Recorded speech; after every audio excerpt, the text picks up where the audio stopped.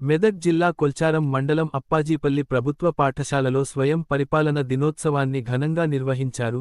ఈ కార్యక్రమంలో భాగంగా విద్యార్థులే ఒక రోజు పాటు ఉపాధ్యాయులుగా బాధ్యతలు చేపట్టి తరగతులను నిర్వహించారు. పాఠశాలలో విద్యార్థులు వివిధ విషయాలను బోధిస్తూ తమ ప్రతిభను చూపించారు. ఉపాధ్యాయుల స్థానంలో నిలబడి పాఠాలు చెప్పిన విద్యార్థులను ఉపాధ్యాయులు, గ్రామ ప్రజలు అభినందించారు. ఈ కార్యక్రమం ద్వారా విద్యార్థుల్లో నాయకత్వ లక్షణాలు, బాధ్యతాభావం పెంపొందుతాయని ఉపాధ్యాయులు తెలిపారు. పాఠశాలలో జరిగిన ఈ కార్యక్రమం అందరినీ ఆకట్టుకుంది. అనంతరం విద్యార్థులు మాట్లాడుతూ, మేము ఉపాధ్యాయులుగా మారి మా తోటి విద్యార్థులకు పాఠాలు బోధించడం చాలా సంతోషంగా ఉంది అన్నారు.